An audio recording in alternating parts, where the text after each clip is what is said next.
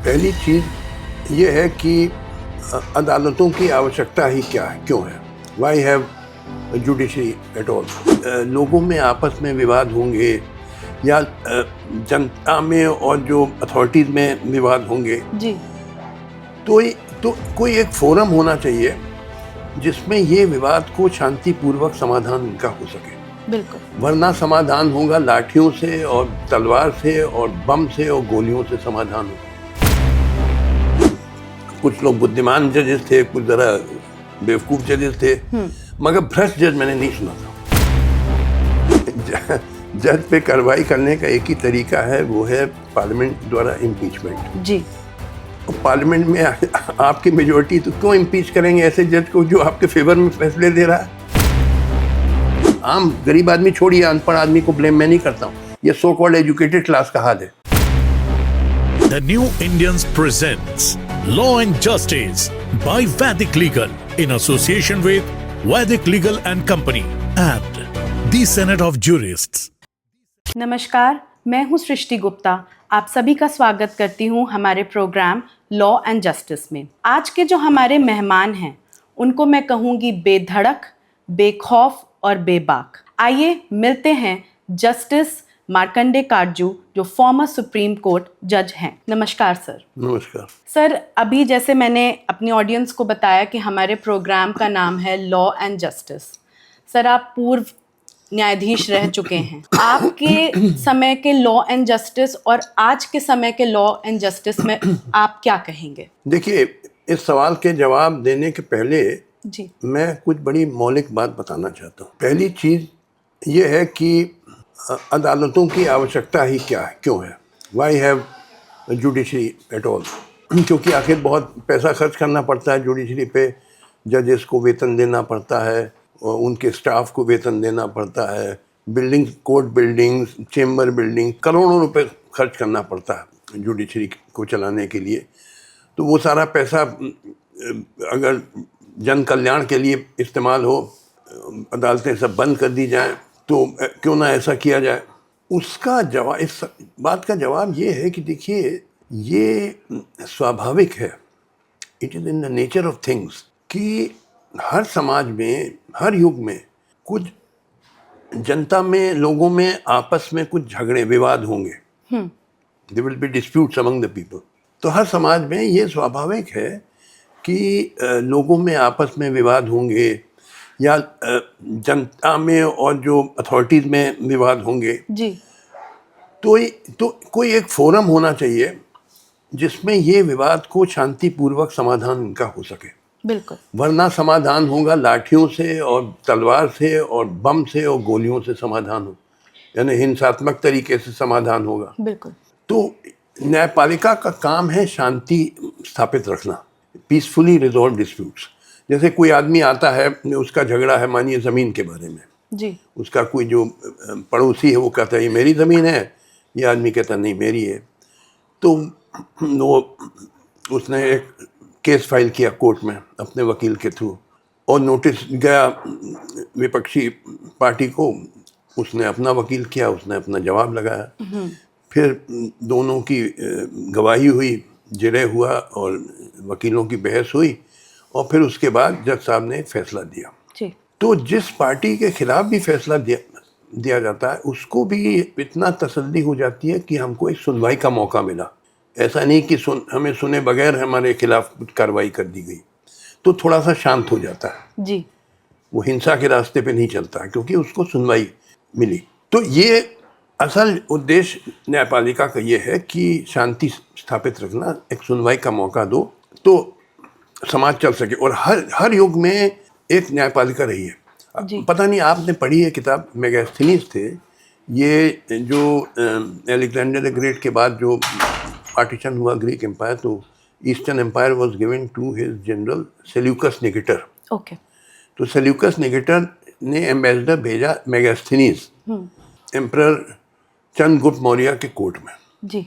तो मेगास्थनीज आए, पटना आए, पाटलिपुत्र कहलाता था, वहाँ पे उन्होंने स्टडी की पूरी सिचुएशन, उसमें न्यायपालिका भी स्टडी करी, और ग्रीस वापस जाके उन्होंने किताब लिखी जिसका नाम है इंडिका, जी, INDICA। ओके, आप लोगों ने तो सुना भी नहीं होगा नाम।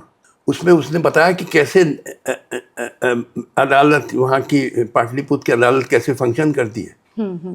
कहने का मतलब उस जमाने, वो ये है 220 ईसा पूर्व की बात। मुगल काल में जो मुगल बादशाह थे, they were great lovers of justice. आपने वो जहांगीर की चेन ऑफ जस्टिस का नाम शायद सुना हो, कि कोई भी किसी को कोई ग्रीवेंस है वो आके खींच सकता था, चेन, घंटी बज जाती थी। एम्परर जहांगीर खुद आते थे उसकी दुख दर्द सुनने, उसके ग्रीवेंस सुनने के लिए।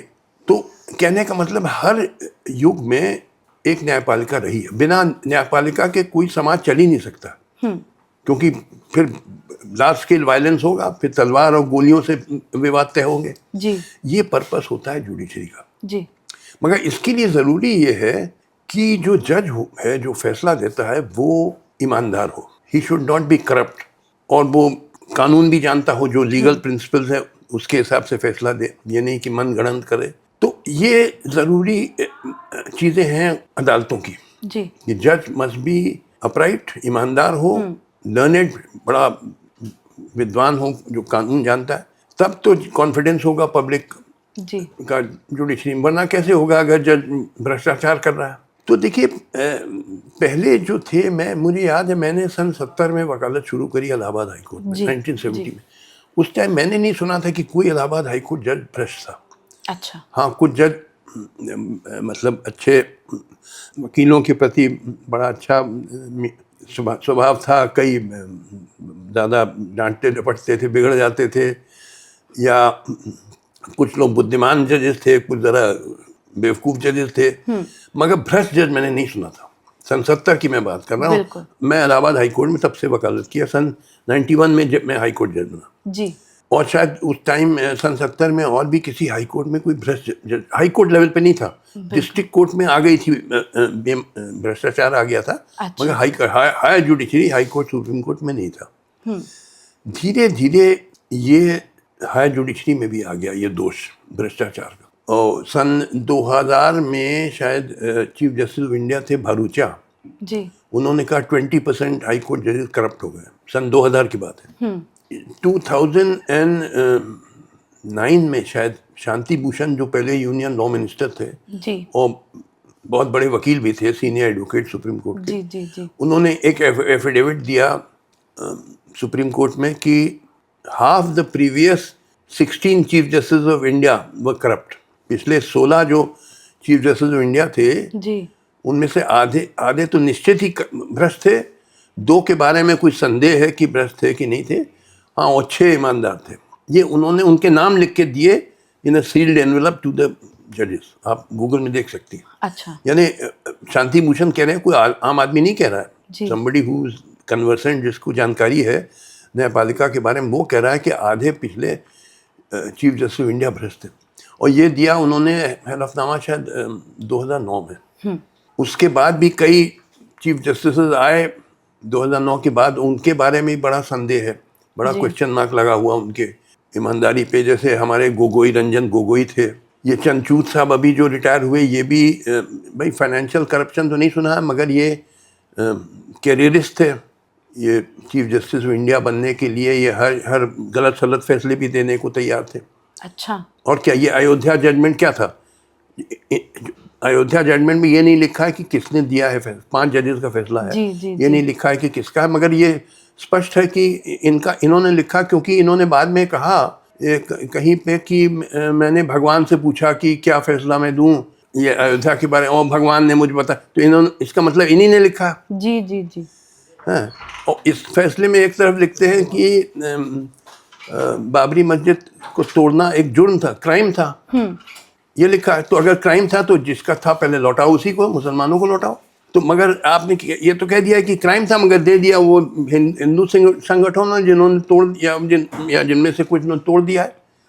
तो अजीब चीज़ है, यानी रीजनिंग एक डायरेक्शन में जा रही है और कंक्लूजन दूसरे डायरेक्शन में जा रहा है। ये बिल्कुल बेईमानी का फैसला था ये अयोध्या वर्डिक्ट। और बाद में भी ये जो इन्होंने कई चीज़ें करी कि वो बुला लिया प्राइम मिनिस्टर को अपने घर गणेश पूजा के लिए, और बनारस में है ज्ञानवापी जी, मस्जिद पे जी, जो बातें कह दी उन्होंने, मतलब वो गवर्नमेंट को नाराज़ नहीं करना चाहते थे। उनका ये था कि गवर्नमेंट को मुझे नहीं था वो, लिहाजा अब वो जुडिशरी में वो बात नहीं रही। पहले जब इंडिपेंडेंस के बाद जुडिशरी थी, उसमें एक से एक बड़े अच्छे जजेस थे सुप्रीम कोर्ट में। जस्टिस पतंजलि शास्त्री और justice Vivian Bose, justice BK Mukherjee, एक से एक बड़े, फजल अली जी, वेरी अपराइट जजेस, बड़े विद्वान, कोई उन पर उंगली नहीं उठा सकता था जी, भ्रष्टाचार के बारे में। जी। Integrity highest order. मगर धीरे धीरे धीरे नैतिक स्तर गिरता रहा, जैसे समाज में गिरा।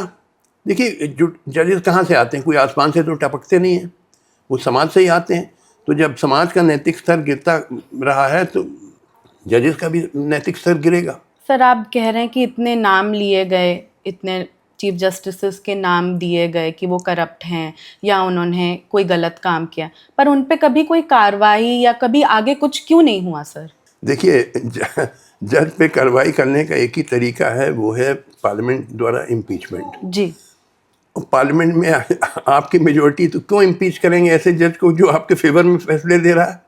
तो आप ये कहना चाह रहे हैं कि हर एक जज जो है इस समय वो सरकार का ही आदमी है? हर एक नहीं, ईमानदार जज भी हैं, बेईमान जज भी हैं, ईमानदार जज भी हैं। जी, अभी भी मैं नहीं कह रहा हूँ कि हर सारे जजेस बेईमान हैं, मगर बहुत इन्हें काफ़ी हद तक हो गए हैं बेईमान, हाईएस्ट लेवल पे भी, मगर ईमानदार जज भी हैं। सर हाईएस्ट लेवल का मतलब है सुप्रीम कोर्ट में, यस, मैंने बता तो आपने नाम दिया आपको। जी जी जी, जो वो Deepak Mishra chief justice of India थे, उनके खिलाफ तो उनके 4 सीनियर मोस्ट कोलीग ने प्रेस कॉन्फ्रेंस करी, जी, आपको याद होगा, बिल्कुल, क्योंकि वो बिल्कुल, ऐसी बेंचेस बनाते थे जो गवर्नमेंट के फेवर में फैसला दें। सर लेकिन उसके बाद तो कुछ हुआ नहीं सर, ऐसा के क्यों बाद वो होता है? रिटायर हो गए। मैंने बताया ये कभी हुआ नहीं है जी, कि 4 सीनियर मोस्ट सुप्रीम कोर्ट जजेस अपने चीफ जस्टिस ऑफ इंडिया के खिलाफ प्रेस कॉन्फ्रेंस करें, जिसमें उन्होंने कहा कि ये ऐसी बेंचेस बना देते हैं जो गवर्नमेंट के फेवर में फैसले दें। सर जब वो रिटायर कर गए, जब उनकी कुर्सी चली गई, तब क्यों नहीं कोई कार्रवाई हुई सर? इसके बारे में आप क्या बोलेंगे? अरे अब क्या कार्रवाई, देखिए क्या कार्रवाई हो सकती है? कार्रवाई, देखिए, बड़ा जज को प्रोटेक्शन मिला हुआ है, हायर जजेस, हाई कोर्ट, सुप्रीम कोर्ट जजेस को बहुत प्रोटेक्शन मिला हुआ है। एक तो एक फैसला हुआ है सुप्रीम कोर्ट का जस्टिस वीर स्वामी के केस में कि कोई FIR नहीं फाइल हो सकती है अगेंस्ट हाई कोर्ट और सुप्रीम कोर्ट जज बगैर चीफ जस्टिस ऑफ इंडिया के परमिशन के। बिल्कुल सर, बिल्कुल। तो प्रोटेक्शन कर दिया है। अब जैसे ये इधर जस्टिस यशवंत वर्मा का मामला आया, जी, तो कईयों ने कहा कि FIR करो, FIR को, मेरी इंटरव्यूज हुई इस पर, मैंने कहा FIR हो नहीं सकती, तुम लोग समझो कि सुप्रीम कोर्ट की रूलिंग है कि कोई FIR नहीं हो सकती अगेंस्ट हाई कोर्ट और सुप्रीम कोर्ट जज without permission of chief justice of India. Correct. तो लिहाजा ये सब आप कानून जाने बगैर आप ये सब शोर मचा रहे हैं कि FIR करो, FIR नहीं हो सकती है। मगर मैं ज़रा कुछ थोड़ा सा यशवंत वर्मा के बारे में भी कुछ कहना चाहता हूँ, अगर आप इजाज़त दें। बिल्कुल बिल्कुल सर। पहले तो अब मैं ये एडमिट करूँगा कि मैं 3 पीढ़ी से उनके परिवार को जानता हूँ। जी, जस्टिस यशवंत वर्मा के फादर थे जस्टिस AN वर्मा, जो मेरे कोलीग थे इलाहाबाद हाई कोर्ट में। बिल्कुल। मैं जब नया जज बना 1991 में, तो पहले उन्हीं के साथ बैठा बेंच में, जी, इनके फादर के साथ। जी, और इनके फादर के फादर यानी जस्टिस AN वर्मा के फादर मिस्टर सत्येंद्र नाथ वर्मा, जी, वो मेरे ग्रैंडफादर डॉक्टर KN काटजू के दोस्त, दोनों वकील थे इलाहाबाद हाई कोर्ट में। डॉक्टर KN काटजू, पता नहीं शायद आपको नाम मालूम हो, जी, जी, मेरे ग्रैंडफादर बहुत बड़े वकील थे इलाहाबाद जी, हाई जी। कोर्ट में। बाद में गवर्नर बंगाल बने, union home minister Pandit Nehru ji, cabinet बिल्कुल, में बने, बिल्कुल। सब। तो उनके दे वर फ्रेंड्स। इन्हें यशवंत वर्मा के दादा मेरे दादा के दोस्त थे। यशवंत वर्मा के फादर जस्टिस AN वर्मा और जस्टिस AN वर्मा के बड़े भाई SN वर्मा, वो मेरे चाचा जस्टिस BN काटजू, जो chief justice Allahabad high court बने, जी, उनके बड़े अच्छे दोस्त थे। तो मैं इनके परिवार को बहुत अच्छी तरह जानता हूँ। मगर फिर भी अगर ये भ्रष्ट हैं तो बिल्कुल इनके खिलाफ कार्रवाई होनी चाहिए। मैं रक्षा नहीं करना चाहता हूँ किसी भ्रष्ट आदमी का। जी, मगर देखिए, जो ये कांड हुआ, ये टाइम्स ऑफ इंडिया में निकला फ्रंट पेज पे कि 50 करोड़ रुपए कैश में इनके घर पे पाया गया, बोरों में। जी, यही तो निकला ना। बिल्कुल। मेरे मन में आया कि कोई जज अगर 50 करोड़ रुपए लेना चाहता है रिश्वत में, वो क्या अपने आउट हाउस में कैश में लेगा कि वो दुबई और सिंगापुर और लंदन में लेगा जहाँ कोई किसी को पता ना चले? जी, एक कॉमन सेंस क्या कहता है? Is it believable? बिल्कुल। तो मुझे तो बिल्कुल फ्रेम अप लगता है ये। मैं देखिए रक्षा नहीं कर रहा हूँ जस्टिस यशवंत वर्मा को, मगर ये बिल्कुल कॉक एंड बुल स्टोरी मुझे लगती है। ये कि जो पूरी 50 स्टोरी करोड़ है, आपको लगता है कि ये फ्रेम अप है? फ्रेम अप है। क्यों फ्रेम अप है? उसकी कई थ्योरीज हैं। एक तो थ्योरी है कि ये क्योंकि ये दिल्ली हाई कोर्ट के कॉलेजियम में थे। जी, कॉलेजियम का मतलब होता है chief justice and 2 senior most जजेस, करेक्ट। और वो रेकमेंड करता है नाम for judgeship of the Delhi high court. हो सकता है ये कुछ नाम जो गवर्नमेंट ने प्रपोज किया या किसी ने प्रपोज किया उस पर ऑब्जेक्ट कर रहे थे, ही वाज नॉट एग्रीबल, तो उनको हटाने के लिए कि कर दिया गया ट्रांसफर इलाहाबाद हाई कोर्ट, ताकि वो दिल्ली हाई कोर्ट के कॉलेजियम से हट जाए।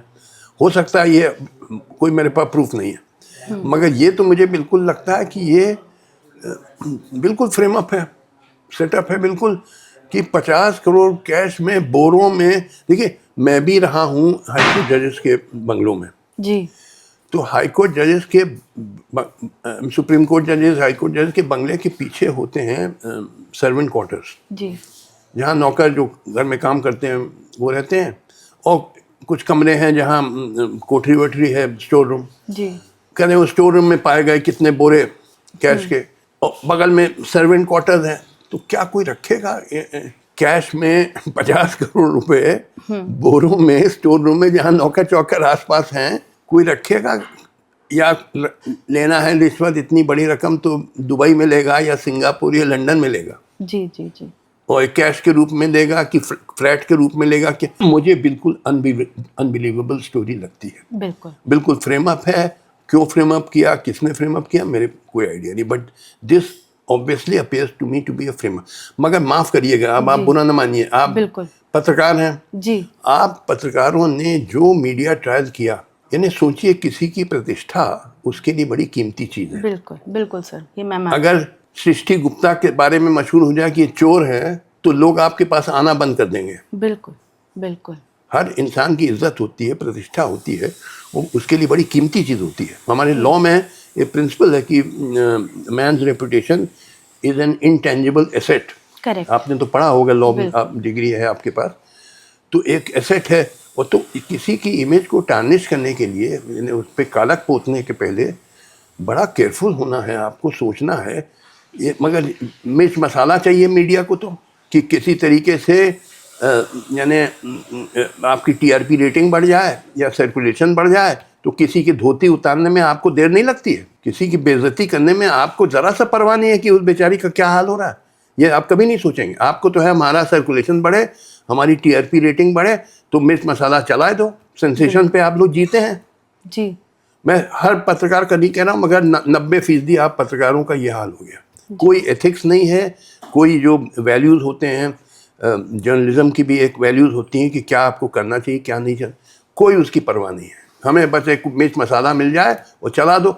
सारे मैं देख रहा हूँ इंटरनेट पे, यूट्यूब पे जितने आ रहे हैं शोज़, सब चोर है चोर है चोर है। बताइए, बिल्कुल। मैंने बात करी वो जो प्रेसिडेंट और secretary Allahabad high court bar association है, जी, वो क्या नाम है, अनिल तिवारी प्रेसिडेंट साहब, उनसे बात किया, और कोई पांडे हैं सेक्रेटरी। मैंने कहा देखो, तुम लोगों ने कह दिया कि हम नहीं चाहते हैं कि हम इलाहाबाद हाई कोर्ट को कूड़ादान बना दिया, यानी आप कहते हैं यशवंत वर्मा कूड़ा है, उसको करप्ट कह दिया आपने। बिल्कुल, क्योंकि आज जब आप कह रहे हैं कि हम नहीं चाहते इलाहाबाद हाई कोर्ट कि इलाहाबाद हाई कोर्ट एक कूड़ादान बन जाए, तो आपने तो की रेपुटेशन पे आपने अटैक कर दिया कस के। जी, जी, कभी आपने सोचा कि ये कोई 50 करोड़ रुपए कैश में रिश्वत में कोई लेगा अपने आउट हाउस में?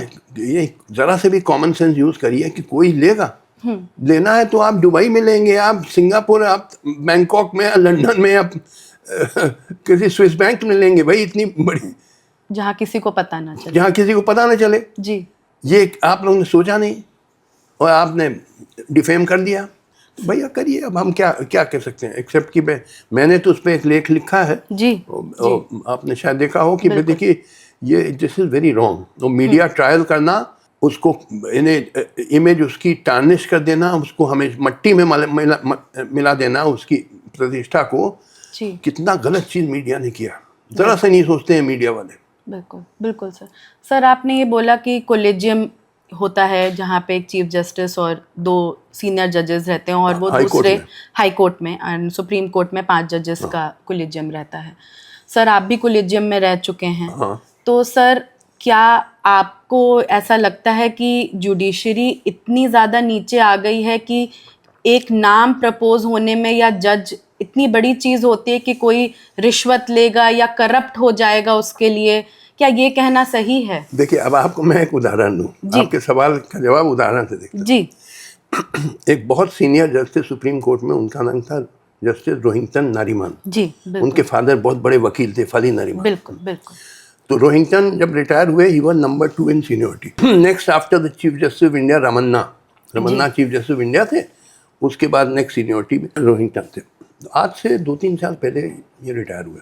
इनके रिटायरमेंट के तुरंत बाद 9 लोगों का नाम सुप्रीम कोर्ट कॉलेजियम ने रिकमेंड कर दिया और नेक्स्ट डे ऑल 9 वर अपॉइंटेड एज जजेस of supreme court. Okay just a few days after his retirement. तो मैंने रोहिंटन, मेरा दोस्त है, मैंने फ़ोन किया, मैंने कहा भाई रोहिंटन ये क्या कि भाई तुम जहाँ रिटायर हुए 2-3 दिन के अंदर 9 नाम रिकमेंड हो गए और नेक्स्ट डे सब अपॉइंट हो गए। उसने कहा, मुझे सर कहता है कि जी क्योंकि मुझसे उम्र में छोटा वकील था मेरे सामने, बोले सर इन 9 में से 6 का नाम मैं कस के अपोज कर रहा था। ये आए थे जब मैं कॉलेजियम में था, ये number 2 in the collegium. Okay He said, I did not allow these names to go through because they were all undeserving. और सब बताया उन्होंने क्या कैसे कैसे undeserving। अच्छा बोले मैंने I would never have allowed these names and I said to Ramanna Chief Justice of India कि I will not allow, मैं बड़ा था इसमें हल्ला मचाऊंगा अगर आपने ये नाम लिखा। तो साहब ये क्या हुआ, लगता है कि इन सब Ramana and the other 3 members of collegium, इन्होंने डिसाइड किया इसको रिटायर होने दो। जिस दिन रिटायर हुए 2-3 दिन के अंदर जो नया कॉलेजियम बन गया, जो पहले नंबर 6 था सीनियरिटी में, वो नंबर 5 हो गया क्योंकि रोहिंटन रिटायर हो गए। उससे भी पहले बात कर ली होगी जी और लगता है इन लोगों ने पीठ पीछे रोहिंटन के ये Ramana and other 3 senior supreme court जजेस एंड द 6th ये मीटिंग करके तय कर लिया होगा रोहिंटन को रिटायर होने दो, ये प्रॉब्लम क्रिएट कर रहा है। और जहाँ वो रिटायर हुआ 2-3 दिन के अंदर नाम रिकमेंड हो गया। And maybe under government pressure, many of the names were under government. This is what Rohinton told me. Because I asked him कि ये तो अजीब चीज़ हो गई कि आप जहाँ रिटायर हुए उसी के तुरंत बाद 9 नाम रिकमेंड हुए, इमीडिएटली अपॉइंट हो गए। बोले ये ऐसे हुआ, मैं 9 में से 6 का नाम बिल्कुल नहीं जाने दे रहा था क्योंकि सब अनडिजर्विंग थे। ये मैंने आपको एक उदाहरण दिया जी। क्या होता है, कैसे सिस्टम फंक्शन करता है। सर आप भी कोलेजियम में रहे हैं, ऐसे कौन से जज आपने जिनका नाम रेकमेंड किया हो कि आप you are very proud of that जज, ऐसा कोई नहीं है? देखिए, मैं सुप्रीम कोर्ट कॉलेजियम में नहीं था। When I retired I was number 6 in supreme Okay. Court. I was never in Okay. Supreme court collegium but I was chief justice of 3 high courts. Right Allahabad में मैं एक्टिंग चीफ जस्टिस था, मद्रास में chief justice था और दिल्ली में Delhi chief में justice. थे, तो मैंने जी। I insisted that I would recommend good names, हालांकि बहुत प्रेशर पड़ा मुझ पे। हाँ मुझे याद है मैं मद्रास गया एज चीफ जस्टिस। हम लोग का सिस्टम है इंडिया में कि you can not be permanent chief justice of your parent high court. Correct. जब आप सीनियर मोस्ट हो जाते हैं तो आपको भेजा जाता है दूसरे हाई कोर्ट में चीफ जस्टिस। तो मुझे मद्रास में भेजा गया। वहाँ पे हुआ क्या कि ये डीएमके वाले, जी इन लोगों में ने मुझ पे बहुत प्रेशर डाला कि कुछ नाम, हमको 16-17 नाम दिए उन्होंने जी और उनके मिनिस्टर थे। ऐसा था स्टेट में तो गवर्नमेंट थी एडीएमके की, जी। जयललिता चीफ मिनिस्टर, जी।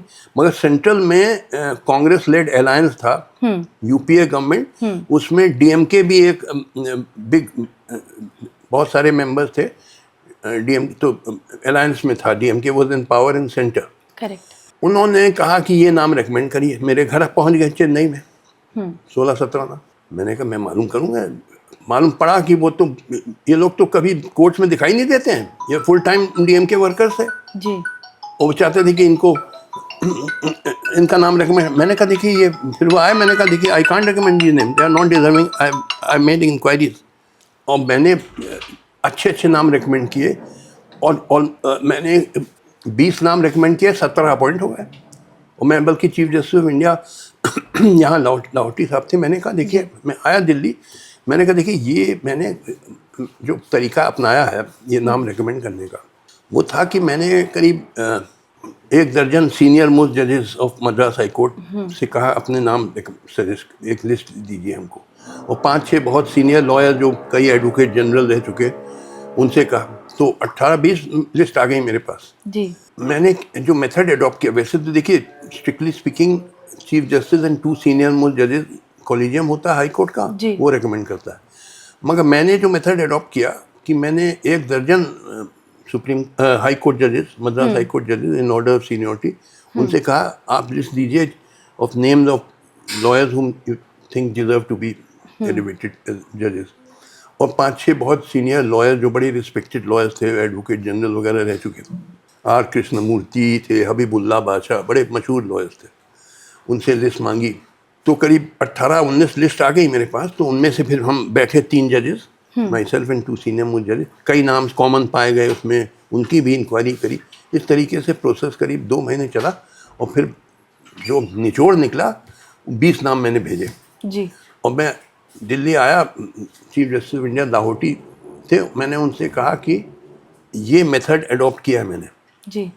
मैंने अपना काम पूरा कर लिया, अब आप जिसको रिजेक्ट करना चाहे रिजेक्ट करिए, अब जिसको अप्रूव करना चाहे अप्रूव करिए। ये none of them are my relation, या मेरे कोई जान पहचान के भी नहीं है। मैं तो यूपी का आदमी हूँ, मैं तो यहाँ जानते नहीं था किसी को। जी। ये मैंने इंक्वायरी से मालूम किया, तो ये तरीका मैंने अपनाया है। अब आप, मैंने अपना काम कर दिया, अब आपको अप्रूव या डिसअप्रूव करना है, जी। ये आपका काम है। आप जो ठीक, जिसको आप अगर रिजेक्ट भी कर दें मुझे कोई आपत्ति नहीं है, जी। क्योंकि मुझ में किसी में दिलचस्पी नहीं है, मैं किसी को जानता ही नहीं हूँ। It is up to you, आप चाहे किसी को अप्रूव करिए डिसअप्रूव करिए, आपका काम है। हाँ। मैंने अपना काम कर और 20 में से 17 नाम अप्रूव हो गए, अपॉइंट हो गए, जी। क्योंकि none of them my close to me, कोई अक्यूज ही नहीं कर सकते, मुझसे क्या लेना देना। बिल्कुल बिल्कुल। तो अब लिहाजा आप इस तरीके से ट्रांसपेरेंट मेथड से आप अपॉइंटमेंट्स करेंगे, जो मैंने मेथड अडॉप्ट किया, जी। बिल्कुल ट्रांसपेरेंट था, सबके सामने मैं कहता था सबसे कि जो भी मुझसे मिलता था ये मैंने मेथड अडॉप्ट किया।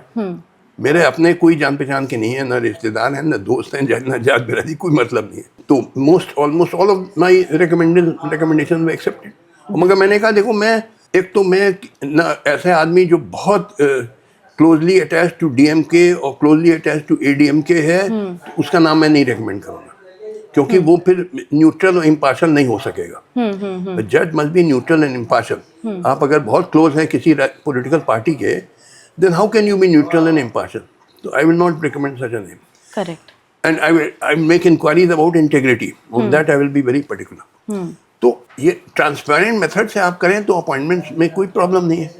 प्रॉब्लम क्या होता है कि ये जो कॉलेजियम सिस्टम है ये बिल्कुल ओपेक होता है। 5 जजेस आपस में बैठे सुप्रीम कोर्ट के, और क्या आपस में बातचीत हुई, कोई बार्गेनिंग हुई कि आप भी कॉलेजियम मेंबर हैं, हम भी हैं, मैं आपसे कहूँ आप मेरे आदमी को एक्सेप्ट कर लीजिए, आपने कहा कि मैं आपके आदमी को एक्सेप्ट करूँ, ये सब भी संभव है। सर, जब हम ये कह रहे हैं आप मेरे आदमी को, तो क्या ये कास्ट सिस्टम से चलता है कि और कोई फेवर्स होते हैं? जो कास्ट तो है ही, रियलिटी है इंडिया की। जी। Caste is the reality of India, ये भी फैक्टर है। But what I am saying is कि क्या होता है इनसाइड द कॉन्फ्रेंस रूम जहाँ ये कॉलेजियम मीटिंग होती है, इट इज टोटली ओपेक, किसी को मालूम ही नहीं होता। जबकि देखिए अमेरिकन सुप्रीम कोर्ट जज कैसे अपॉइंट होता है आपको मालूम है? जी। President of USA recommends to the senate, senate में 100 मेंबर्स होते हैं, तो सेनेट में मस्ट अप्रूव बाय मेजॉरिटी, और सेनेट की जो मीटिंग होती हैं टेलीवाइज होती हैं। जी। वो जो जिसका नाम रिकमेंड हुआ है वो आता है, सामने कुर्सी में बैठता है, सामने सेनेट के मेंबर्स हैं, वो उसको क्रॉस एग्जामिन करते हैं, वो उसके पूरा रिकॉर्ड देखा जाता है, उसका जुडिशल रिकॉर्ड, पर्सनल लाइफ, सब पे क्वेश्चन आते हैं, बड़ी ग्रिलिंग होती है, और पब्लिक आई में, यानी पब्लिक देख सकती है क्योंकि टेलीविजन पे आ रहा है। जी। इतने सारे जो अपॉइंटमेंट्स हुए उनकी पूरी देखी जाती है, उनकी हिस्ट्री, जुडिशल हिस्ट्री भी, पर्सनल लाइफ भी। बिल्कुल। तब जाके वो, यहाँ तो सब इट इज़ ऑल ओपेक, सब बिल्कुल collegium sits without any body knowledge कि क्या कंसिडरेशंस हैं, क्या डिस्कशन हुआ, कुछ नहीं मालूम। तो सर आज की डेट में मेरिट्स क्या हैं टू बिकम अ जज? देखिए, मेरिट सवाल नहीं, सवाल है कि कॉन्स्टिट्यूशन में लिखा है टू बिकम हाई कोर्ट और सुप्रीम कोर्ट जज you must put in at least 10 years practice. Yes yes yes, that's the ये मिनिमम रिक्वायरमेंट है। बट इसके अलावा मेरिट कैसे जज किया जाता है, ये देखिए अब हम ये मत पूछिए, क्योंकि इसमें बड़े पॉलिटिकल कंसिडरेशन भी आ जाते हैं। जो पार्टी पावर में आती है वो चाहते हैं अपने आदमियों को भरे। I am not blaming BJP alone, Congress थी वो भरती थी। मुझे याद है जब इंदिरा गांधी के खिलाफ वो फैसला आया जस्टिस जगमोहन लाल सिन्हा का जी कि उसको election match practice corrupt practice के लिए गिल्टी पाया गया जी जी जी और उसका इलेक्शन रद्द कर दिया गया और कहा गया 6 साल तक अब आप चुनाव नहीं लड़ सकती हैं, डिवाइड है। बिल्कुल बिल्कुल। उस पे वो इंदिरा गांधी तो पागल हो गई और उसने कहा अब जजेस होंगे सब मेरे चमचे अपॉइंट होंगे। तो देखिए method of appointing high court जज ये होता था अंग्रेज़ों के ज़माने से कि chief justice high court recommend करता था और वो चीफ मिनिस्टर के पास जाता था, फिर सुप्रीम कोर्ट जाता था, लॉ मिनिस्ट्री।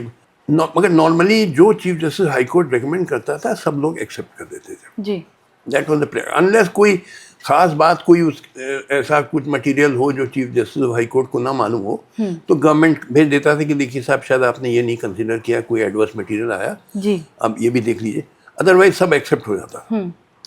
मगर इंदिरा गांधी जी ने क्या शुरू किया जब आफ्टर जो जजमेंट इनके खिलाफ आया, ये शुरू किया कि I know Allahabad high court में मैं वकील था, ऊपर से दिल्ली से नाम आए from union government to the chief justice, उस ज़माने में शायद एक्टिंग चीफ जस्टिस थे इलाहाबाद हाई कोर्ट के, और उनसे कहा गया कि आप ये 16 नाम रेकमेंड करिए, और शायद उनको लॉलीपॉप दे दी कि तुम रेकमेंड कर दोगे तुम्हें मैं सुप्रीम कोर्ट हम ले आएंगे। उन्होंने रेकमेंड कर दिए 16 नाम and almost all of them were undeserving, okay यानी पॉलिटिकल अपॉइंटीज थे वो, बल्कि यू कुड पिन पॉइंट कि ये जज इस मंत्री का आदमी, ये जज इस मंत्री का, सब ने अपने अपने आदमी 16 नाम एक्सेप्ट 1-2 को छोड़ के बाकी सब अनडिजर्विंग अपॉइंट हो गए। जी यही किया गवर्नमेंट ने उस ज़माने में with Madhya Pradesh high court. 10 नाम भेजे from Delhi to the chief justice of Madhya Pradesh high court justice GP Singh. अच्छा, जीपी सिंह बड़े ईमानदार जज थे, उनकी बड़ी प्रतिष्ठा थी। तो जो 10 नाम आए तो उन्होंने कहा मैं ये नाम नहीं रेकमेंड करूँगा, दे आर ऑल अनडिजर्विंग। नतीजा क्या हुआ कि उनको रिटायर कर दिया गया 62 साल की उम्र में, और उनसे कोई जूनियर थे उनको सुप्रीम कोर्ट लाया सुपरसीड करते हुए।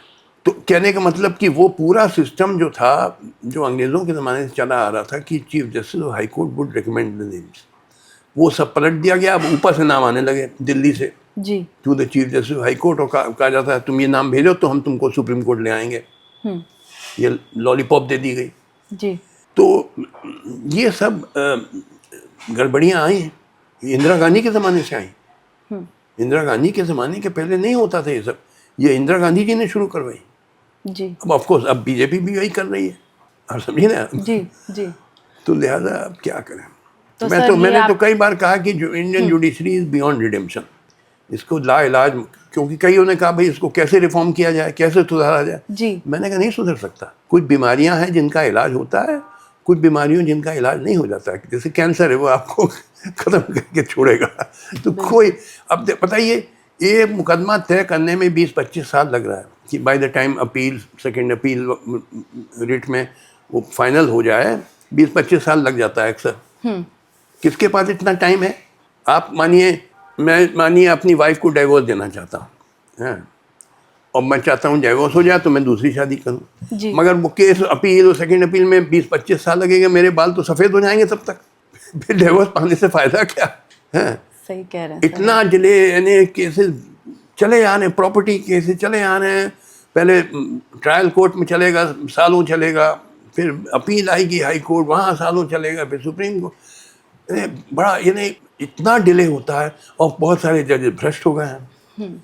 तो मैं तो कहता हूँ, कई लोग कहते हैं कि क्या सुधार ला जाए। मैंने कहा मैं सुधार उधार में बिलीव नहीं करता हूँ, क्योंकि ये सुधार नहीं हो सकता है जुडिशरी का, लाइलाज मर्ज हो गया। सर, जब हम ये कह रहे हैं कि इतनी ज़्यादा पेंडेंसी है कोर्ट में, आप कह रहे हैं करप्शन है कोर्ट में, लेकिन हम नए जजेस क्यों नहीं अपॉइंट कर रहे हैं सर? जब इतना अगर पॉलिटिकल इन्फ्लुएंस भी है तब भी कोई नहीं आ रहा है, आप बहुत सी कोर्टों में देखिए जहाँ पे पेंडेंसी बहुत ज़्यादा है, जजेस बहुत कम हैं, उनके पास बहुत ज़्यादा कोर्ट केस लिस्ट हो रहे हैं, लेकिन वो कर ही नहीं पा रहे क्योंकि एक ह्यूमन है वो कितना सुन लेगा, कितना लिखा लेगा। तो सर ये अपॉइंटमेंट्स क्यों नहीं होते समय पे?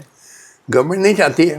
देखिए, पहले अंग्रेज़ों के टाइम सिस्टम ये था कि ये मालूम होता था कि हाई कोर्ट जज इस डेट को रिटायर हो रहा है, वो मालूम हो जाता, वो एज ऑफ रिटायरमेंट मालूम है। तो रिटायरमेंट डेट आने के 6 महीने पहले शुरू हो जाता था वो प्रक्रिया कि उसका जो नेक्स्ट उसके जगह पे आएगा, उसके अपॉइंटमेंट की प्रक्रिया शुरू हो जाती थी जी। और 6 महीने में कंप्लीट हो जाती थी। और जहां वो एक जज रिटायर हुआ, नेक्स्ट डे नया जज ने शपथ ले ली। जी ये सिस्टम होता था अंग्रेज़ों के ज़माने जी। में, और वही होना भी चाहिए ताकि कोई वैकेंसी ना हो। अब क्या है, सालों वैकेंसी चली आ रही है। गवर्नमेंट भी नहीं चाहती है कि जुडिशरी में ज़्यादा जज हों, कम जज हैं तो ज़्यादा कम मुसीबत क्रिएट करेंगे। बेहतर है कि कम जज हों क्योंकि जजेस कभी कभी प्रॉब्लम क्रिएट कर देते हैं। तो कम जज का मतलब कम मुसीबत। तो बहुत कितने वैकेंसी पड़ी हैं हर हाई कोर्ट में, आधे से वैकेंसी। जी जी जी। अब एक का मेरे पास आंकड़ा है नहीं, मगर बहुत सारे हाई कोर्ट में आधे से ज़्यादा पोस्ट वैकेंट पड़ी हैं। बिल्कुल। अब गवर्नमेंट चाहती है कि ना हो जजेस। तो सर ऐसे में जब मुकदमे ही नहीं तय हो रहे तो क्या हम ये कहेंगे कि जज की गलती है? अरे भाई देख, मैंने बताया कि एक तरफ तो गवर्नमेंट नहीं चाहती ज़्यादा जजेस अपॉइंट होना, जी दूसरे तरफ पहली चीज़ ये समझिए कि जस्टिस होता क्या, न्याय होता क्या। मेरे अनुसार न्याय का मतलब है लोगों को अच्छा रोज़गार मिलना, अच्छी दवा मिलना जब बीमार पड़ें, खाना मिलना, जी घर मिलना, स्वास्थ्य लाभ मिलना चाहिए। ये न्याय है। This is justice. कोर्ट में जो होता है वो जस्टिस नहीं है। रियल जस्टिस है कि लोगों को अच्छी आमदनी मिले, अच्छा रोज़गार मिले, अच्छा खाने को मिले, अच्छे घर मिले, स्वास्थ्य का इलाज हो। This is justice. कोर्ट में तो क्या होता है कि जैसे आप मकान मालिक है, आपने किराएदार के खिलाफ केस कर दिया जी और मानिए आपका अलाउ हो गया, तो वो किराएदार निकाल दिया गया और आप आ गए या कोई दूसरा किराएदार रख दिया, तो हाउसिंग शॉर्टेज उससे ख़त्म नहीं हुई। तो लिहाजा ये फॉर्मल जस्टिस है, इसको मैं जस्टिस मानता ही नहीं हूँ। रियल जस्टिस है इकोनॉमिक जस्टिस। तो लिहाजा ये यहाँ नोबडी इज बॉदर्ड। जनता के लिए किसको प्रेम है बताइए, सब अपने अपने चक्कर में लगे हैं। सर आपने एक बार एक स्टेटमेंट दिया था कि हिंदुस्तान की 90% जनता नासमझ है। सर आपको ये कब लगा, जब आप वकालत कर रहे थे कि जब आप जज बने? हमें देखिए, एक चीज़ समझिए, आप भी रहती हैं इंडिया में। जी जब लोग वोट देने जाते हैं, 90% लोग, मैं 100% नहीं कह रहा, क्या ये सही नहीं है कि वो जात बिरादरी के आधार पे वोट देते हैं? वो ये नहीं देखते हैं कि उम्मीदवार अच्छा आदमी है, बुरा है, पढ़ा लिखा, अनपढ़, क्रिमिनल, नॉन क्रिमिनल, कुछ नहीं देखते। ये नहीं देखते हैं कि देश में बेरोजगारी बढ़ गई, महंगाई बढ़ गई, भुखमरी बढ़ गई, हैं, दाम आसमान पहुंच गए, कुछ नहीं देखते। सीधे सीधे की जात बिरादरी देखी जाती है। यानी यादव जी जाएंगे वो समाजवादी पार्टी पे वोट डाल देंगे, पंडित जी जाएंगे वो भैया कमल पे वोट डाल देंगे, बीजेपी कितना भी कुकर्म करे पंडित जी नहीं हिलेंगे, वो तो देना है उनको, कमल पे डालना है। क्या ये सही नहीं है कि 90% लोग ये जात बिरादरी पे वोट डालते हैं? क्या मैं गलत बात कर रहा हूँ? जी। तो आप भेड़ बकरी हैं, आपके खोपड़े में गोबर भरा हुआ है जातिवाद का। ये सही बात मैं नहीं कह रहा हूँ। जी। मैं मुझे बल्कि मैं आपको बड़ा मज़ेदार किस्सा बताऊँ। मुझे बुलाया गया देहरादून यूनिवर्सिटी ने, आज से 3-4 साल पहले की बात।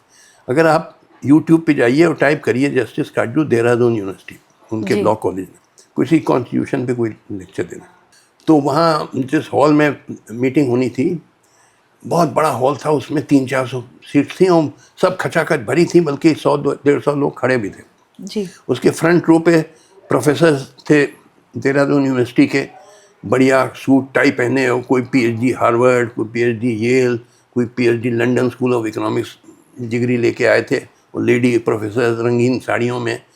दूसरे रो में एसोसिएट और असिस्टेंट प्रोफेसर बैठे हुए थे, उसके पीछे सारे स्टूडेंट, लड़के लड़कियां, सब खचाखच भरा था। तो मैंने जो टॉक दी, करीब 45 मिनट 40 मिनट की आपको यूट्यूब में मिल जाएगी पूरी। जी जी। उसमें मैंने एक चीज़ कहा कि ये जो फ्रंट रो पे बैठे हैं प्रोफेसर्स हैं, कोई पीएचडी अमेरिका से, हार्वर्ड यूनिवर्सिटी, येल यूनिवर्सिटी से या लंदन स्कूल में, और बढ़िया सूट वूट पहने, मैं अभी 2 मिनट में साबित कर दूंगा कि इनके खोपड़े में गोबर भरा है। ये सुन लीजिएगा, यही शब्द मैंने इस्तेमाल किया। मैंने कहा इनसे पूछिए कि इनकी लड़की अगर किसी दलित लड़के से शादी करना चाहें तो राजी होंगे? एक नहीं राजी होगा, कत्ल करवा देंगे। ये पीएचडी हार्वर्ड लेके आए हैं ना, ऑनर किलिंग करवा देंगे। मैंने कहा साबित, 2 मिनट नहीं लगा मुझे, मैंने 1 मिनट में साबित कर दिया कि इनके खोपड़े में जातिवाद भरा है। मैं इससे इंप्रेस नहीं हूं कि आप पीएचडी अमेरिका से हो, इंग्लैंड से। सवाल है खोपड़े में क्या है? खोपड़े में जातिवाद, गोबर भरा हुआ है, भूसा भरा हुआ है। प्रोफेसर्स का, आम गरीब आदमी छोड़िए, अनपढ़ आदमी को ब्लेम मैं नहीं करता हूँ, ये सो कॉल्ड एजुकेटेड क्लास का हाल है। जी। सृष्टि गुप्ता जी हैं, इनकी 2 लड़कियां हैं, वो आगे चल के अगर दलित से शादी करना चाहें राजी होंगी? नहीं होंगी। हाँ, समझ लीजिए। आपका क्या शुभ नाम है? हाँ, शिशिर वर्मा जी, आपकी बेटी भी दलित से शादी करना चाहे, आप राजी नहीं हो? ये आप लोग सबके खोपड़े में गोबर भरा हुआ है।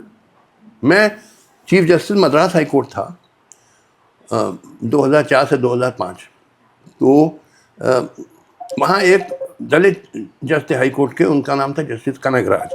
वो, उनकी वाइफ एक दिन आई शाम को कर्टसी कॉल करने, मेरे कोलीग थे हाई कोर्ट में।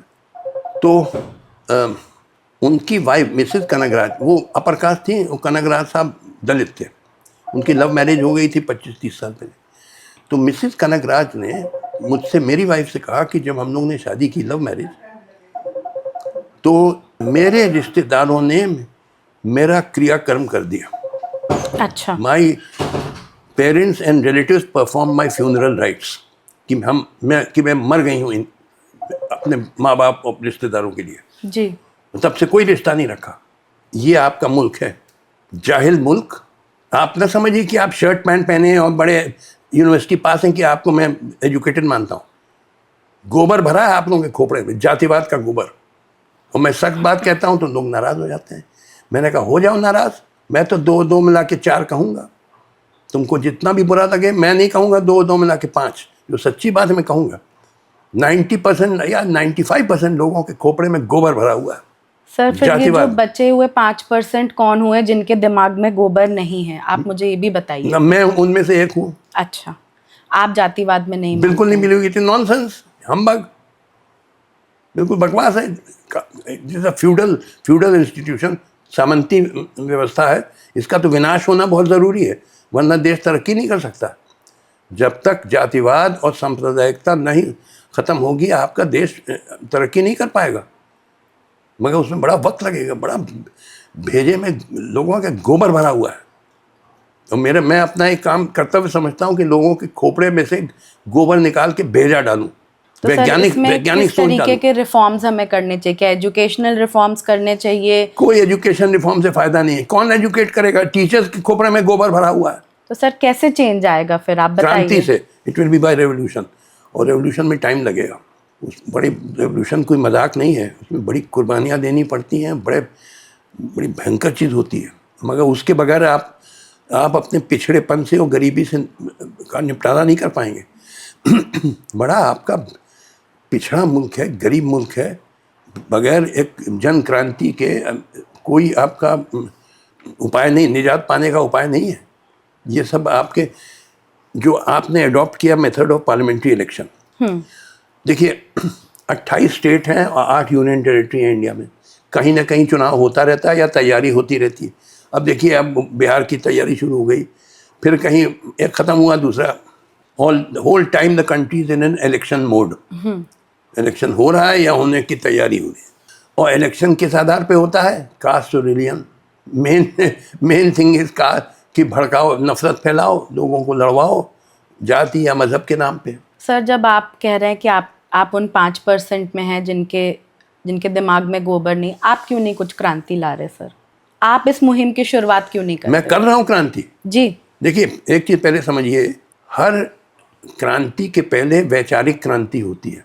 Before every actual revolution there is always an ideological और इंटेलेक्चुअल रिवोल्यूशन। जैसे फॉर एग्जांपल 1789 में फ्रेंच रिवोल्यूशन हुआ, आपने पढ़ा होगा, मगर 1789 के कई दशक पहले बड़ी भयंकर वैचारिक क्रांति हुई led by great writers like Voltaire and Rousseau and the French encyclopedias वगैरह। बड़ा भयंकर उन्होंने अटैक लॉन्च किया ये रिलीजियस बिगेट्री पे, मजहबी कट्टरता पे और सामंती व्यवस्था पे, कई दशक। तो अभी जो भारत में युग चल रहा है वो क्रांति का युग नहीं है, वो वैचारिक क्रांति का युग है। वैचारिक क्रांति असल क्रांति के पहले आती है, और इसमें जो हथियारों का प्रयोग होता है वो तलवार और बम और गोली नहीं, वो है विचार होते हैं। Ideas are the weapons which I use. वो मैं कर रहा हूँ अपने स्तर पे, through my articles, my post and all, I am doing it. Sir, अभी एक और देश में क्रांति चल रही है about same sex marriages. Do you support that? आप क्या उसको समर्थन देते हैं? ये तो बहुत बड़ी क्रांति चल रही है। कोई क्रांति, देखिए ये सब डाइवर्जनरी मेथड्स हैं। जो असल हमारी समस्याएं हैं वो है गरीबी, बेरोजगारी, भुखमरी, lack of health care, lack of, वहाँ से किसी तरीके से अटेंशन डाइवर्ट कर दो, कह दो ये समस्या नहीं है, गरीबी समस्या नहीं है, बेरोजगारी समस्या नहीं है, भुखमरी समस्या नहीं, समस्या है सेम सेक्स मैरिज। ये जनता को बेवकूफ़ बनाने की चीज़ें हैं, ये कोई क्रांति मानती नहीं है। ये जनता को धोखे में रखना, कहना कि नहीं तुम भूखे रहो, कोई बुरी बात नहीं है, तुम बेरोजगार रहो, कोई बुरी बात नहीं, मगर सेम सेक्स अगर नहीं मिले तो ये बड़ी बुरी बात हो गई। नहीं, नॉनसेंस, बिल्कुल एब्सर्ड बात की आप डाइवर्ट कर दीजिए attention from the real issues to non issues. पूरा खेल ये है। तो सर ये इश्यूज कौन क्रिएट कर रहे हैं सर? जो वेस्टर्न इंटरेस्ट हैं, जो नहीं चाहते हैं कि जनता के अटेंशन जो रियल इश्यूज की तरफ फोकस हो। और सर ये मैटर्स कोर्ट में भी जा रहे हैं, कोर्ट एंटरटेन कर रही है, क्या कहना है आपका इसमें? भाई मैं कोर्ट के बारे में कहूँ तो कंटेम्प्ट ऑफ कोर्ट चल जाएगा, मगर ये सब इश्यूज कोई इश्यूज हैं, दे आर नॉन इश्यूज। कि सेम सेक्स बड़ा भारी समस्या हो गया कि सेम सेक्स, हद हो गई। पागलपन की लिमिट है, इन्हें पागलों की भी कोई लिमिट नहीं होती है जी।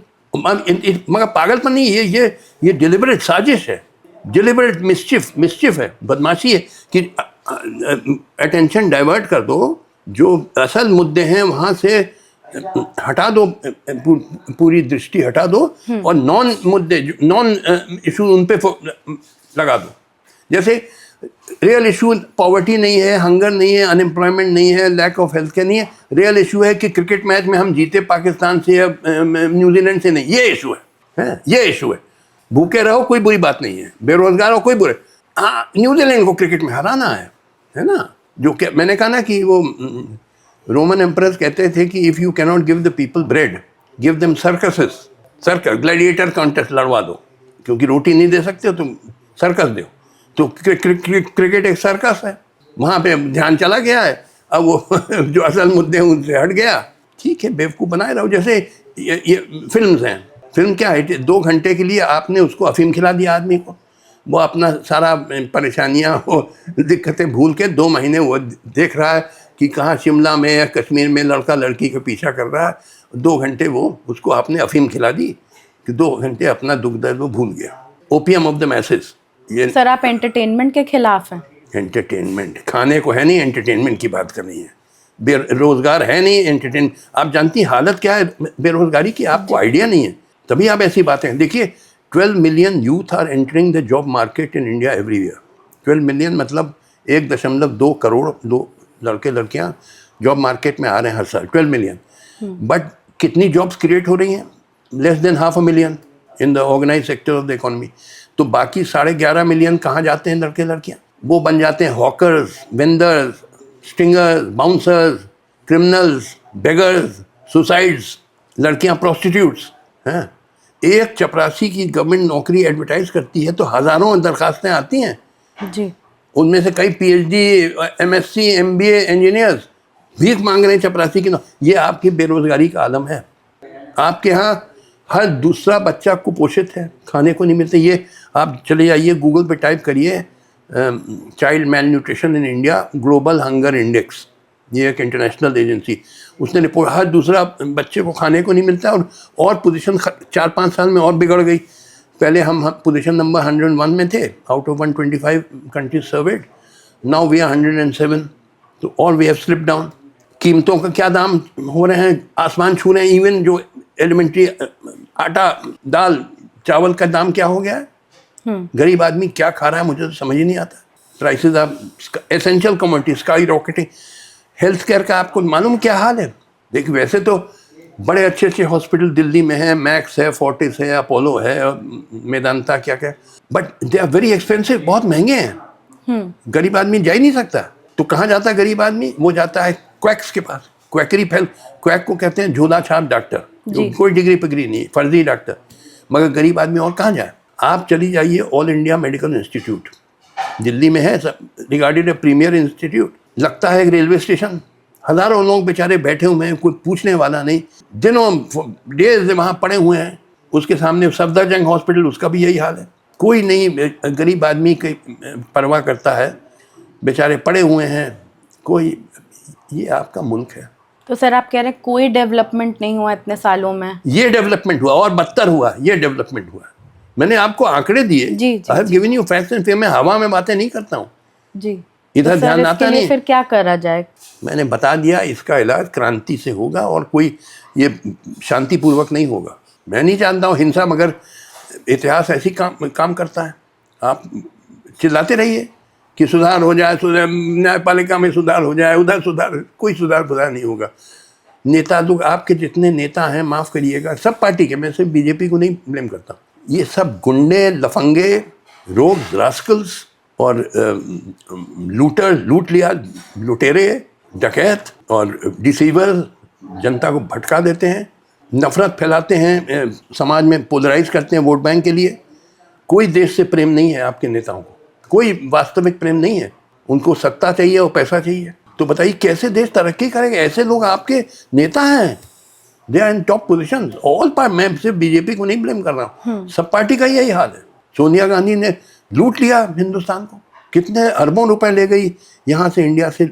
वो नाम के लिए मनमोहन सिंह प्रधानमंत्री थे, वास्तविक प्रधानमंत्री सोनिया गांधी थी, सबको मालूम है। ये तो मनमोहन सिंह बोले पपेट, कठपुतली थे, लूट ले गई इन्हें अरबों रुपए, करोड़ों नहीं अरबों रुपए स्विस बैंक में डाल दिया, न जाने कहाँ ले गई। सब पार्टीज का यही हाल है। बहुत, यानी क्रांति के बगैर कुछ नहीं हो सकता इस देश में। सर आप लिखते हैं बहुत, मे बी जो आपके थॉट्स हैं बहुत लोगों के मन में आते हों, कैसे वो क्रांति करें, आप कुछ सुझाव दीजिए, क्योंकि हम सब चाहते हैं कि देश तरक्की करे।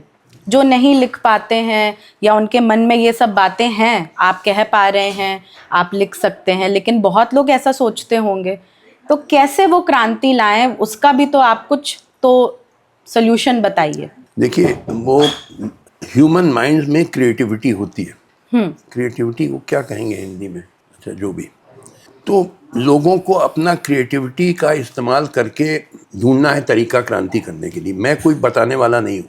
अब मैं भी 79-80 ईयर्स का हो रहा हूँ जी, मेरी ज़िंदगी करीब करीब पूरी हो गई। अब ये यंगर जनरेशन, ये सब इनका काम है ढूंढे।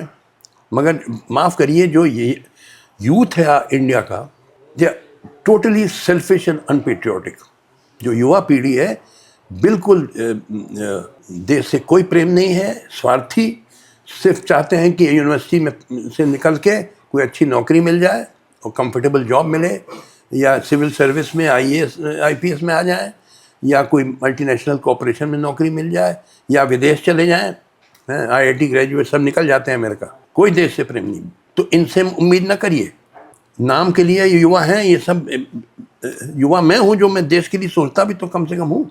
मैं हूँ 79 का, मगर mentally I am 30 year of age. और ये जो 30 ईयर वाले, ये सब, इनको सिर्फ चाहिए कंफर्टेबल लाइफ। जहन्नुम में जाए मुल्क। You think they really care? They only want a comfortable job. आपके जवाहरलाल नेहरू यूनिवर्सिटी में, सो कॉल्ड बड़ी भारी यूनिवर्सिटी है, मगर सब वो कन्हैया कुमार वो नेता बन गए, वहाँ बन गई हैं। निर्मला सीतारमन फाइनेंस मिनिस्टर बन गई, सब अच्छी अच्छी जगह लग गए। मैं ठीक है भैया, धन लो। तो सर आप एक तरफ कह रहे हैं नौकरी है नहीं, एक तरफ आप कह रहे हैं कि यूथ केवल नौकरी के पीछे है, तो सर कुछ बैलेंस नहीं बैठ रहा है सर कि क्या किया जाए, कोई समाधान नहीं निकल पा रहा है। मैंने बताया ना कि क्रांति से निकलेगा, उसमें वक्त लगता है, उसमें it's a very long process. 15-20 साल लगते हैं क्रांति को सफल होने में। मगर वही चारा है। और हम हिंदुस्तानियों को अपने समस्याओं से निजात पाने का और कोई तरीका नहीं है। आप चिल्लाते रहिए, मगर क्रांति में बड़ा वक्त लगता है, बड़ा कुर्बानियाँ देनी पड़ती हैं, इतनी भयंकर चीज़ होती है। यानी आप जानती हैं, जब चीनी क्रांति हुई 1949 में सक्सेसफुल हुई, तो उन लोगों ने वहाँ चाइना में ये इंक्वायरी कराई कि कितने लोग मारे गए क्रांति के दौरान। क्रांति चली थी करीब 25 साल, वो सफल हुई 1949 में, मगर शुरू हो गई थी 1924 वगैरह। तो पता लगा 10% पूरी जनता मारी गई थी क्रांति में। यानी उस ज़माने में चीन की आबादी 5.5 करोड़ थी, 55 करोड़ थी, 5 करोड़ लोग मारे गए। उसमें बच्चे औरतें भी थे जो मारे गए। वियतनाम में संघर्ष चला 1945 से 1975 तक, 30 साल चला। उस दौरान 10% वियतनामी मारे गए। उस टाइम वियतनाम की आबादी 4 करोड़ थी, अब 10 करोड़ हो गई, मगर 10% मारे गए वियतनामी। तो यानी 10% आपकी जनता अक्सर मारे जाते हैं क्रांति में। तो सर अगर क्रांति लानी है तो क्या वायलेंस करना पड़ेगा? क्रांति मीन वायलेंस। तो क्या यूथ को बंदूक गोली सब उठा लेनी चाहिए? आपके गांधी जी ने बेवकूफ़ बना दिया। जो असल हिंदुस्तान में जो असल आज़ादी की लड़ाई कर रहे थे, ये भगत सिंह, चंद्रशेखर आज़ाद और सूर्या सेन और बिस्मिल, सशस्त्र क्रांति। क्रांति का मतलब सशस्त्र क्रांति।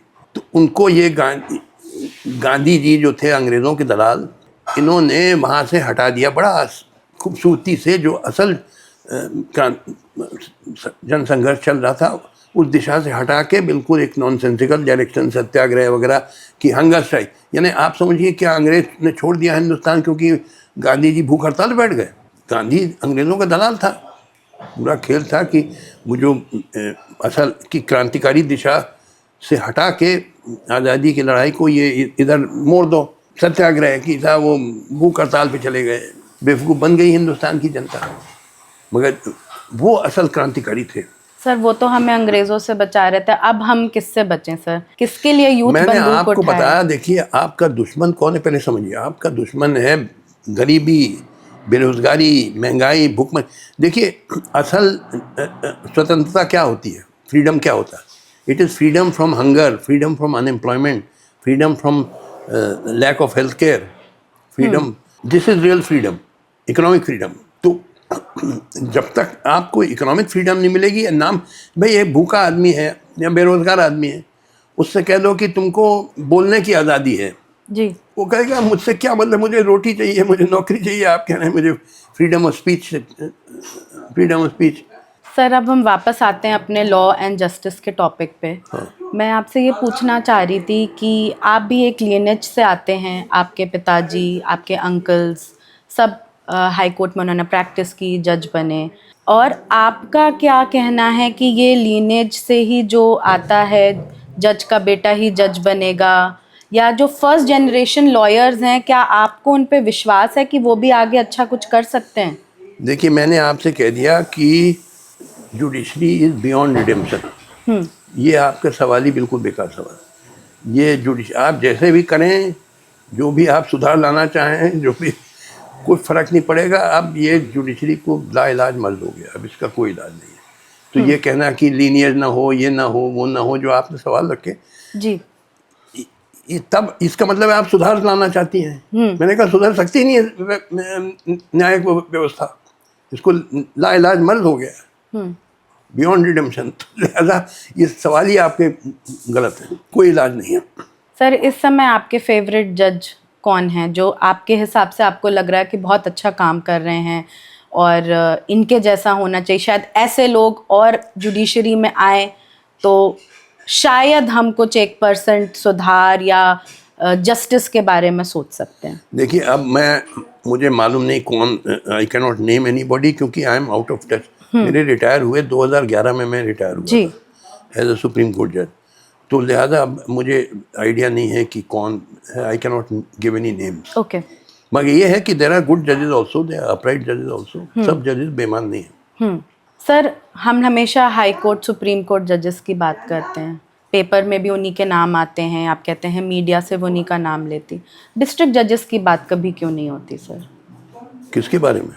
डिस्ट्रिक्ट जजेस के बारे में, उनके काम के बारे में, उन्होंने कितना अच्छा काम किया, या कभी उनको किसी चीज़ के बारे में हम क्यों नहीं शाबाशी देते या उनको कभी प्रेज क्यों नहीं करते कि they are not so important, क्योंकि जो बड़े महत्वपूर्ण फैसले होते हैं वो हायर जुडिशरी से आते हैं। तो सारा काम तो सर लोअर लेवल पे होता है। हाँ, but ultimately appeal, second appeal जाती है हाई कोर्ट, सुप्रीम कोर्ट ना। अल्टीमेटली जो सुप्रीम कोर्ट के फैसले और हाई कोर्ट के फैसले ज़्यादा महत्वपूर्ण होते हैं। जैसे ये अयोध्या वर्डिक्ट हुआ जी, बाबरी मस्जिद के ऊपर, इस तरह के और सारे, तो ये डिस्ट्रिक्ट कोर्ट में होते हैं, बट अल्टीमेटली इनकी अपील जाती है हाई कोर्ट, सुप्रीम कोर्ट। तो हम आते हैं सर इस सेशन के आखिरी सवाल पे। सर, आपने जैसे कहा आप क्रांति ला रहे हैं, अगले 5 मैं नहीं ला रहा हूँ, मैं अपने विचार रख रहा हूँ। बिल्कुल, आपके विचारों से क्रांति आएगी, लोग पढ़ेंगे। तो आप अगले 5 सालों में कैसा भारत देखना चाहते हैं, कैसी जुडिशरी, कैसे लोग देखना चाहते हैं, जिससे आपको लगे कि आपने जो ये क्रांति अपने लेख के द्वारा, अपने इंटरव्यूज़ के द्वारा जो आपने शुरू करी है, वो किसी मुकाम तक पहुंची है? देखिए, आपको पहले समझना है कि हमारा राष्ट्रीय उद्देश्य क्या है। What is our national M?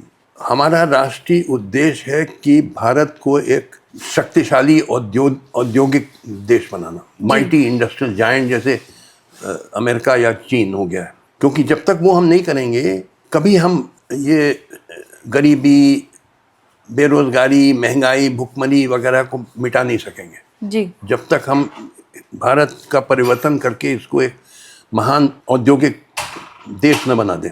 तो कैसे ये हो पाएगा, ये उद्देश्य कैसे हासिल हो सकेगा? उसका हासिल करने का तरीका है कि एक हमको बड़ी महान जन संघर्ष करना पड़ेगा, पीपल स्ट्रगल, जो कि बड़ा लंबा चलेगा, 15-20 साल चलेगा। वो यूनाइटेड होगा और बड़ी कुर्बानियाँ देनी पड़ेंगी उसमें, और 15-20 साल जन संघर्ष के बाद जन क्रांति आनी है। तब एक ऐसा व्यवस्था स्थापित होगी, पॉलिटिकल एंड सोशल ऑर्डर, जिसके अंतर्गत बड़ी तेज़ी से औद्योगिकरण हो और जनता का जीवन स्तर ऊपर उठे। और इसकी जो नेतृत्व करेगी वो बड़े देशभक्त, पेट्रियोटिक नेता जो अभी दिखाई नहीं देते हैं जी। अभी के नेता सब 2 कौड़ी के लोग हैं बिल्कुल जी। मगर आएंगे, ऐसा नहीं कि आगे चल के आएंगे जो कि बिल्कुल देश से प्रेम करते हों, कुछ अपने लिए कुछ नहीं चाहिए उनको, और वैज्ञानिक उनकी समझ है, वही ये नेतृत्व दे पाएंगे जी। तो इसमें वक्त लगेगा, एक दिन का बात नहीं है, ये बड़ा लंबा संघर्ष है। क्योंकि बड़ी बड़ी शक्तियां लगी हैं जो नहीं चाहते हैं कि भारत एक महान औद्योगिक राष्ट्र बने। बड़ी बड़ी शक्तियां लगी हैं जो ये विकसित देश हैं, ये नहीं चाहते हैं कि भारत भी एक विकसित देश हो जाए, क्योंकि फिर एक इंडस्ट्रियल राइवल पैदा हो जाएगा। एक चाइना ने नाक में दम कर रखा है अमेरिका का, एक दूसरा चाइना पैदा हो जाए तो जो बचा खुचा है अमेरिका और यूरोप की इंडस्ट्री कोलैप्स हो जाएंगी, क्योंकि हमारे पास सस्ता श्रम है। चीप लेबर जिस मुल्क के पास होता है उसको एक डिस्टिंक्ट एडवांटेज होता है, क्योंकि वो अपना माल सस्ते में बेच सकता है। तो अगर Indian labour is very cheap, American labour is very expensive, तो अमेरिका इंडिया में भी मैसिव इंडस्ट्रियल बेस बन जाए तो हम माल बेचेंगे आधे या 1/3 दाम पे जो अमेरिकन बेचते हैं, तो उनका माल कौन खरीदेगा? तो उनकी फैक्ट्री बंद हो जाएंगी और लाखों करोड़ों लोग बेरोजगार हो जाएंगे। क्या ऐसा होने देंगे? कभी नहीं होने देंगे। और कैसे वो रोकेंगे? वो रोकने का तरीका लड़वाओ, हिंदू मुसलमान को लड़वाओ, लाओ जात के बेसिस पे लड़वाओ, ये तरीका है। ये सब जो हो रहा है, जैसे आपने कभी कठपुतली का नाच देखा होगा जी, बचपन में देखा होगा जी। कठपुतली तो दिखाई देती है, वो चल रही है, मगर उसके पीछे जो पपेटियर है, पर्दे के पीछे छुपा है, वो आपको नहीं दिखाई देता जी।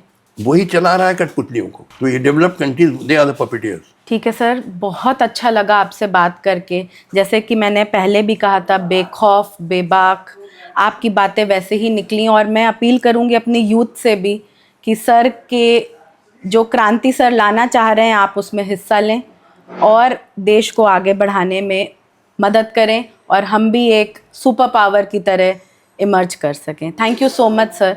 हम फिर मिलते हैं एक नए मेहमान के साथ अगले एपिसोड। Thank you. हमें फॉलो, शेयर व लाइक करना न भूलें और लेटेस्ट न्यूज अपडेट्स के लिए नोटिफिकेशन जरूर ऑन कर लें।